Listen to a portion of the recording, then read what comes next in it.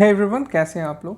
तो आज हम लोग कंप्लीट कर रहे हैं वो आर के शर्मा की सीरीज़ का 115 पेज से आगे का। ठीक है, देखो इस पूरे सीरीज़ में क्या कर रहे हैं ना कि हम लोग आर के शर्मा जो बुक है ना उसको पेज टू पेज कंप्लीट कर रहे हैं। आर के शर्मा बुक को पेज टू पेज कंप्लीट कर रहे हैं। उससे क्या होगा कि कोई भी चीज़, कोई भी छोटी से छोटी चीज़ हमारा छूटना नहीं चाहिए।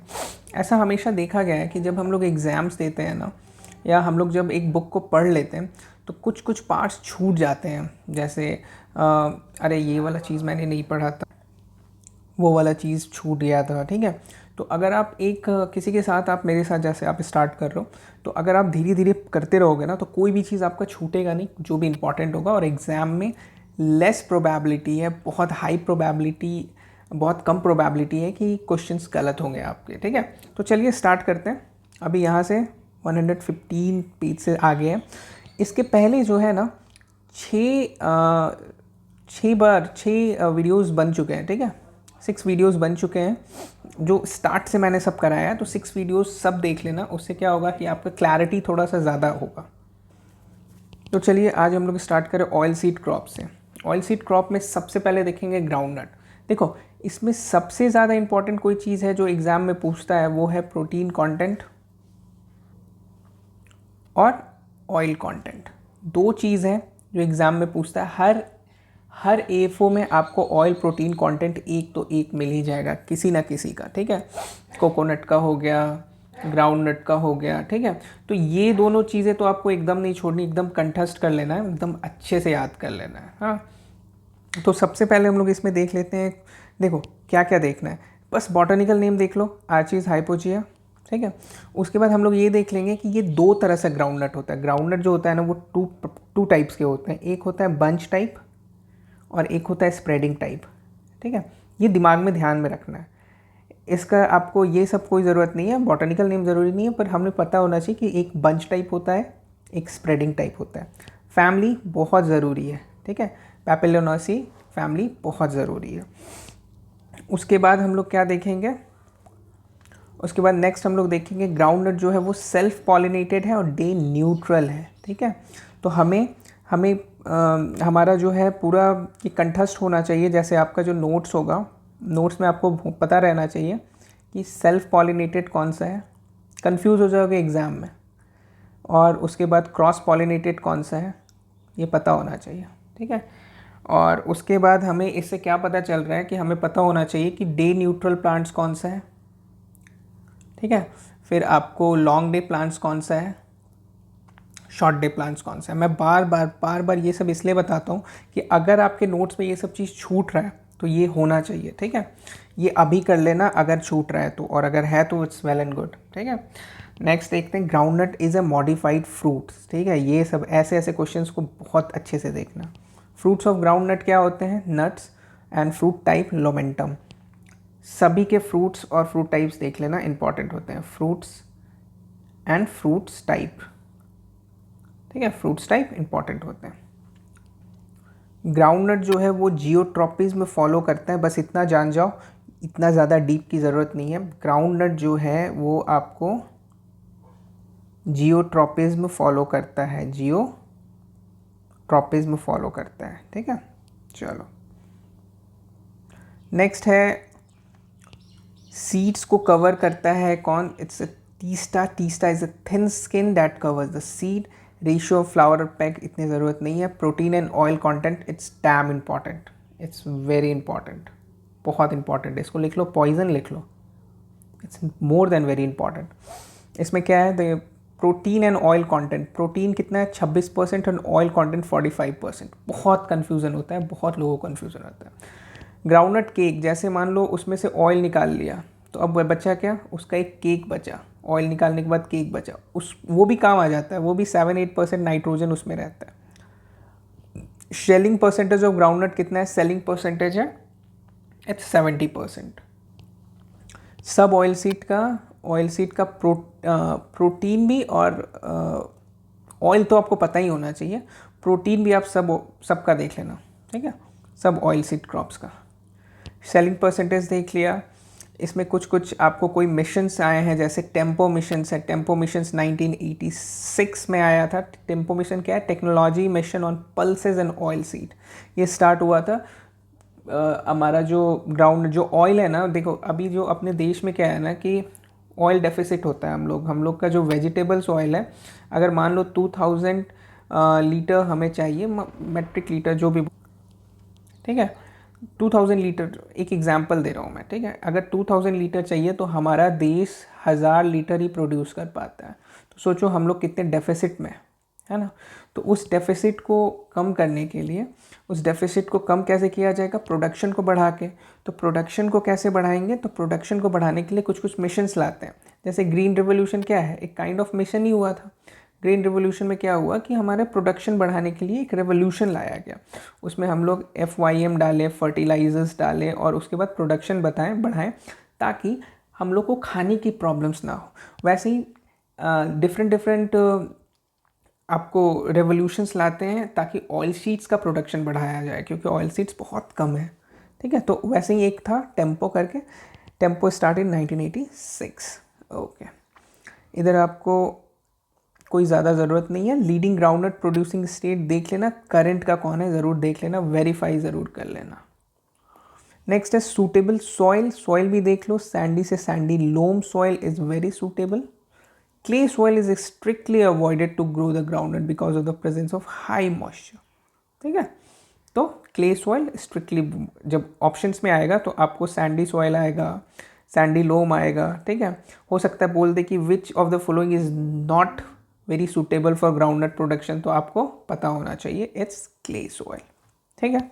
ओके, जर्मिनेशन कैसा होता है? हाइपोजियल टाइप ऑफ जर्मिनेशन होता है। जर्मिनेशन दो प्रकार का होता है, ठीक है, हाइपोजियल एंड ईपीजियल।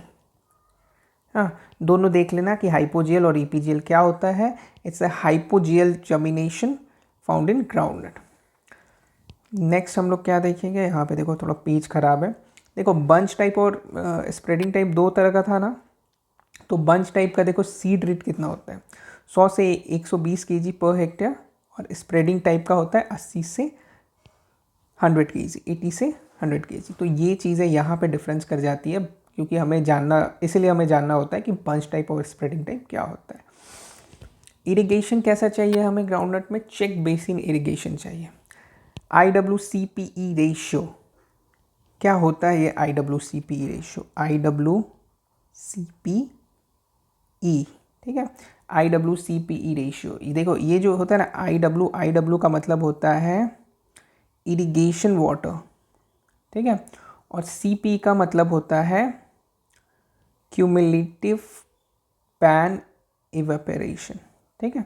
तो IWCP रेशियो होता है, बहुत चीज़ों का होता है, जैसे राइस का भी होता है। हाँ, आपको यहाँ पे आप क्या देख रहे हो? हाँ, यहाँ पे देखो ग्राउंडनट का है। तो IWCP रेशियो ग्राउंडनट की अगर हम लोग बात कर रहे हो तो ये होता है 0.6। देखो एफ्लाटॉक्सिन बहुत इंपॉर्टेंट है, इसके मेजर इश्यूज है, तो एफ्लाटॉक्सिन्स के बारे में आप ज़रूर पढ़ लेना। Aflatoxin is important.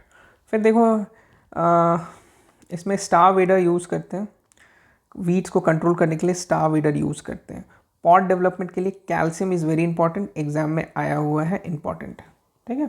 और NAA हम लोग यूज़ करते हैं 40 ppm to enhance floral initiation pod formation. Pod formation और फ्लोरल इनिशिएशन को बढ़ाना है तो हम लोग NAA यूज़ करते हैं, ठीक है।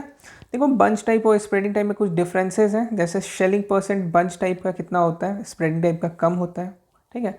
Dormancy occurrence no occurs, dormancy होता है, ठीक है। सीड रेट इसमें ज़्यादा लगता है, स्प्रेडिंग टाइप में कम लगता है। हाँ, कुछ वेराइटीज़ देख लो, ज्योति, किशन, चंद्र, टाइप 28, कोई इतना इंपॉर्टेंट है नहीं, ठीक है। यहाँ पे हम लोग क्या देखेंगे कि ये जो ईल्ड है, ईल्ड किस में ज़्यादा है? बंच टाइप में 15 से 20 है और स्प्रेडिंग टाइप में 20 से 30 क्विंटल पर हेक्टेयर है। तो ये इंपॉर्टेंट हो जाता है थोड़ा सा। ग्राउंड नट में अर्थिंग अप भी होता है, इट्स डन इन 35 से 45 डेज। बहुत इंपॉर्टेंट क्वेश्चन है, इसको ज़रूर देख लेना। जो भी मैं इंपॉर्टेंट बोलूँ ना उसको आप दिमाग में ज़रूर रखना, ठीक है। Strain use for biological and two fixation. And two fixation अगर ग्राउंड नट में कर रहे हैं तो इट्स कैसे होता है? इसका स्ट्रेन कौन है?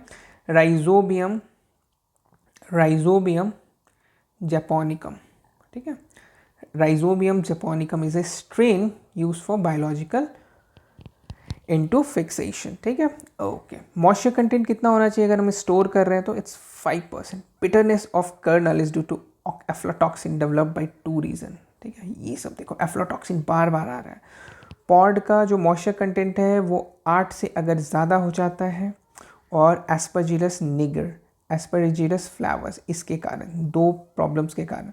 तो ये क्वेश्चन भी बहुत इंपॉर्टेंट है, बहुत एग्जाम में आप देख लोगे ये क्वेश्चन, हाँ। वेक्टर, वायरस का वेक्टर कौन है? Vector of groundnut is, vector of virus in groundnut is aphid. यहीं से देखो कितने क्वेश्चन आ गए आपको, है ना। एफ्लाटॉक्सिन हो गया, हाँ। एफिड्स के बारे में देख लिया कि वेक्टर क्या है ग्राउंडनट का। देखो ये चीज़ है, यहाँ से आपको हर एक लाइन्स में ना आपको देखने हैं कि क्वेश्चंस कहाँ से बन रहे हैं, हाँ। This is the way of studying. तो अगर आपको ऐसे समझ आ रहा है तो ऐसे करके पढ़ो, तो उससे क्या होगा कि सब कुछ दिमाग में जाते रहेगा, और विद इन 20, 25 और 30 डेज आपका पूरा बुक कंप्लीट हो जाएगा। कोई ज़रूरत नहीं है हेफ्टी मॉक्स और जो अनरियलिस्टिक मॉक्स और अनरियलिस्टिक क्वेश्चंस उसमें दे देते हैं उन्हें करने की, ठीक है। ऐसे करके एक बुक को कंप्लीट करो, 60 में 30-35 आपको बुक से आ जाएगा। चलो कोई नहीं, ये सब बात तो हम लोग बाद में भी कर लेंगे। फिर क्या देखते हैं, टिक्का और लीफ स्पॉट डिजीज़ किससे होता है? टिक्का और leaf spot disease by early leaf spot और late leaf spot. Major pest अगर बात की जाए ग्राउंडनट का तो it's a white crop. Next हम लोग बात करते हैं सनफ्लावर। सनफ्लावर भी इंपॉर्टेंट हो जाता है। सनफ्लावर का देखो बॉटनिकल नेम देख लेना, कंपोजिटे देख लेना, ठीक है, फैमिली देख लेना। ये देखो सनफ्लावर एक डे न्यूट्रल प्लांट है। सीड मल्टीप्लिकेशन रेशियो SMR सभी क्रॉप्स का देख लेना, बहुत इंपॉर्टेंट है, हर एग्जाम से पूछते हैं। हाई क्वालिटी एडिबल ऑयल्स मिलता है, 40 से 50% ऑयल परसेंटेज रहता है, ठीक है। Sunflower is no unsaturated fatty acid, तो इट्स सेफ फॉर हार्ट, ठीक है। बहुत बार ब्रांड देखे होगे, सफोला ब्रांड का रिफाइंड ऑयल मिलता है, it's a sunflower refined oil, ऐसे करके बोलते हैं। It's good for heart because इसमें अनसैचुरेटेड फैटी एसिड नहीं होता है। पैमोलिव ऑयल में अनसैचुरेटेड फैटी एसिड बहुत होता है। जो भी आप लोग बाहर rolls, chicken rolls and all खाते हो, मोस्टली उन लोग पैमोलिव ऑयल में बनाते हैं, ठीक है। तो इस पर ध्यान रखना। पैमोलिव ऑयल हमारा इंपोर्ट होता है बाहर से, ठीक है, इंडोनेशिया, थाईलैंड, इधर से इंपोर्ट होता है और आता है हमारे तरफ। फ्लावर्स है रे एंड डिस्क फ्लोरेट्स, ये भी क्वेश्चंस आए हुए हैं। Ray florets for beautifulness and disc florets for seed and have male and female flowers. Chaffiness इसमें होता है, ठीक है। चैफिनेस क्या होता है? Means no filling of seeds, ठीक है। सीड रेट्स थोड़ा सा देख लेना, कोई बहुत अच्छे से देखने की ज़रूरत नहीं है। सनफ्लावर को इंटरक्रॉप्ड अगर किसी क्रॉप के साथ करते हैं तो इट्स ग्राउंडनट, अरहर, उड़द, ये सब के साथ हम लोग इंटर फ्लावर करते हैं। मैच्योर्ड कितने दिन में होता है? कोई बहुत ज़रूरत नहीं है, बट देख सकते हो। यील्ड देख लो, 20 से 30 क्विंटल पर हेक्टेयर। सीसम तिल, तिल में भी यही है कि देखो प्रोटीन बहुत ज़रूरी है, प्रोटीन देखना और ऑयल परसेंटेज देखना बहुत ज़रूरी है, ठीक है। और इसमें कुछ ज़्यादा देखने की ज़रूरत है नहीं, इतना अगर आप देख लिए तो काफ़ी है। नेक्स्ट होता है सेफ्लावर। सेफ्लावर का भी वेराइटीज़ फैमिली कंपोजिटे ही हैं और बॉटनिकल नेम भी देख लो। Safflower is known as fencing and border crop, ये इंपॉर्टेंट है, हाँ, बहुत इंपॉर्टेंट है। फिर आपको पता ही है, मैं बार बार आपको बोला हूँ कि ऑयल परसेंटेज इंपॉर्टेंट है, तो ऑयल कितना है? 32 से 36%, ठीक है। सेफ्लावर में जो होता है ना, वो लिनोलिक एसिड भी पाया जाता है। लिनोलिक एसिड कितना पाया जाता है? 41%, ठीक है। अब ये लिनोलिक एसिड्स क्या काम पे आता है? तो it's use for making paint, varnishes, ठीक है, ये सब बनाने में काम में आता है। अनसैचुरेटेड फैटी एसिड 78% है। It's not fit for eating, not edible, हाँ, it's not fit for eating. Flower sunflower, safflower का फ्लावर कितना है? एक्ने। ऑरिजिन देख लेना है, कोई ज़रूरत नहीं है। ये बहुत ज़्यादा ह्यूमन यूज़ में आता नहीं है, इसलिए इनसे क्वेश्चंस भी थोड़े से कम बनते हैं। नेक्स्ट हम लोग बात करेंगे लिंसिड। लिंसिड में हम लोग बात करेंगे oil percentage. Oil percentage is सब अप्रॉक्सीमेटली 40 से 42%। उसके बाद हम लोग प्रोटीन की बात करेंगे, तो प्रोटीन कितना है 20%। इसमें भी लिनोलिक एसिड है, लिनोलिक एसिड से लिनोलिक एसिड्स कितना है 50 से 60%। और इसमें फाइबर भी पाया जाता है, फाइबर कितना है 5 से 6%। ठीक है, फाइबर ऑफ लिनसिड, लिनसिड के फाइबर को क्या बोलते हैं, इंपॉर्टेंट है, रिफ्लेक्स। ठीक है, लिनसिड देख लेना, इसमें बहुत ज़्यादा रेटिंग होता है, लिनसिड में भी रेटिंग होता है। ठीक है, रेटिंग क्या होता है आपको पता होगा, it's a process of treatment of starch for final fibres extraction, fibre extraction का एक प्रोसेस है। नेक्स्ट हम लोग बात करेंगे सोयाबीन, सोयाबीन का नाम है ग्लाइसिन मैक्स। सोयाबीन ऑयल आपको पता ही होगा, बीनी टेस्ट इन सोयाबीन, सोयाबीन में एक बीनी टेस्ट आता है, बीनी टेस्ट करने पे थोड़ा सा बीन्स बीन लगता है, it's all because of sulphur compound. Soybean it's also called wonder crops, economic product of soybean is oil, also called oil seed crops. देखो प्रोटीन सोयाबीन में कितना ज़्यादा है, और 20 से 25% इसमें ऑयल है। ऑयल कितना है, ऑयल परसेंटेज 20 से 22% है। दैट इतना कम होने के बाद भी इसको वंडर क्रॉप्स इसलिए बोला जाता है क्योंकि इसका प्रोडक्शन बहुत हाई है। ठीक है, प्रोडक्शन बहुत हाई है। प्रोटीन कंटेंट देखो कितना है 40 से 42%। अच्छा, सोयाबीन का इतना ज़्यादा प्रोटीन है तो सोयाबीन ही क्यों नहीं खाने के लिए बोला जाता है कि खूब सोयाबीन खाइए, खूब सोयाबीन खाइए, नहीं, क्योंकि इसमें एक इसमें एक और इश्यूज़ है।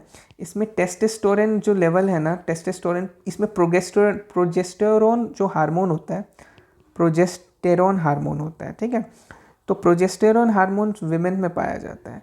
हाँ, तो अगर आप एज ए मेल बहुत ज़्यादा सोयाबीन खाते हो तो प्रोजेस्टेरोन हार्मोन्स आप में थोड़ा सा बढ़ने की, मेन में थोड़ा सा बढ़ने की प्रॉब्लम्स हो जाती हैं।